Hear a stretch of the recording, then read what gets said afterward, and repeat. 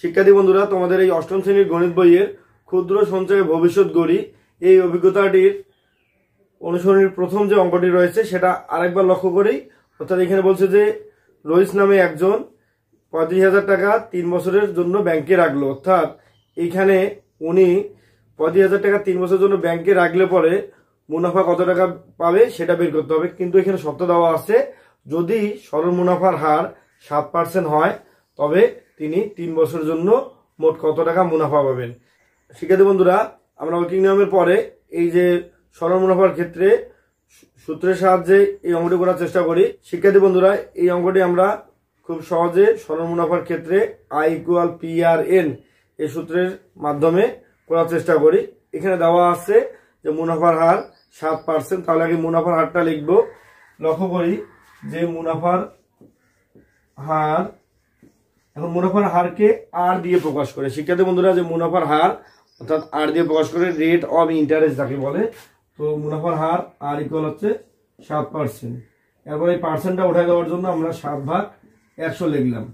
এখন শিক্ষার্থী বন্ধুরা, টোটাল কত টাকা? টোটাল হচ্ছে 35,000 টাকা। তাহলে এই 35,000 টাকা হচ্ছে মূলধন বা আসল। সেজন্য আমরা লিখতে পারি এখানে যে মূলধন বা আসল পি ইকুয়াল, পিতে যেহেতু প্রিন্সিপাল বলে পি ইকুয়াল 35,000 টাকা। এরপরে বলছে সময় কত? সময় হচ্ছে n ইকুয়াল 3 বছর। তাহলে এখন লিখবো সময় n ইকুয়াল 3 বছর। ঠিক আছে শিক্ষার্থী বন্ধুরা, এই যে এই নিয়মটি মানে খুব সহজভাবে তোমাদের বোঝার জন্য আগে সরল মুনাফার হার, তারপরে আসল, সময় এগুলো লিখতে হবে। এখন যেহেতু আমাদের মুনাফাটা বের করতে হবে, আমরা সরল মুনাফার ক্ষেত্রে যেটা জানি সেটা এখন আমরা লিখবো। আমরা এখানে লিখতে পারি যে আমরা জানি সরল মুনাফার ক্ষেত্রে, সরল মুনাফার ক্ষেত্রে I ইকুয়াল, এখন আইতে হচ্ছে মুনাফার সূত্র, অর্থাৎ আইতে এখানে প্রফিট বোঝাচ্ছে। ঠিক আছে, আইতে ইন্টারেস্ট বা প্রফিট, তো এখানে মুনাফা আই ইকুয়াল হচ্ছে PRN। তো এখন এই যে পি বলতে আসল হচ্ছে 35,000 টাকা, আর বলতে হচ্ছে এই যে মুনাফার হার 7%, অর্থাৎ 7/100। এই জন্য আমরা লিখবো 7/100। আর এন বলতে এখানে হচ্ছে 3 বছর।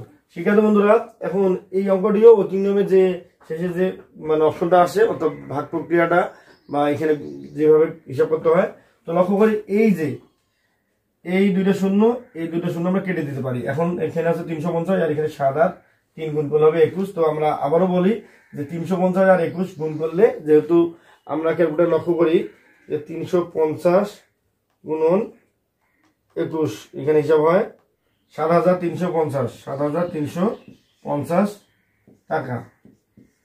শিক্ষার্থী বন্ধুরা, আশা করছি তোমরা এই নিয়ম অঙ্কটা খুব সহজে বুঝতে পারছো। আমি আবার বলি শিক্ষার্থী বন্ধুরা, যে I = PRN এটা হচ্ছে সরল মুনাফার ক্ষেত্রে মুনাফা নির্ণয় সূত্র। এখানে মুনাফার হার দেওয়া আছে আর ইকুয়াল 7%। এটাকে আমরা আগে পার্সেন্টে উঠাই দেওয়ার জন্য 100 দিয়ে ভাগ দিলাম। এরপরে আসল পি ইকুয়াল দেওয়া আছে 35,000 টাকা এবং সময় n ইকুয়াল দেওয়া আছে 3 বছর। এরপরে আমরা এখানে লিখলাম যে আমরা জানি সরল মুনাফার ক্ষেত্রে I = PRN, পিতে হচ্ছে যে আসল অর্থাৎ হচ্ছে 35,000, আর হচ্ছে 7/100, আর এনতে হচ্ছে সময় 3 বছর।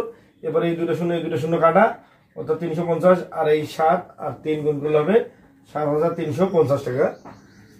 তো শিক্ষার্থী বন্ধুরা, আশা করছি এই মানে সরল মুনাফার ক্ষেত্রে I = PRN এই নিয়মটা তোমরা খুব সহজে বুঝতে পারছো। তো শিক্ষার্থী বন্ধুরা, আজকের ক্লাসটি এই পর্যন্তই। দেখা হচ্ছে তোমাদের সাথে আগামী ক্লাসে। ততক্ষণ পর্যন্ত তোমরা ভালো থাকো, সুস্থ থাকো।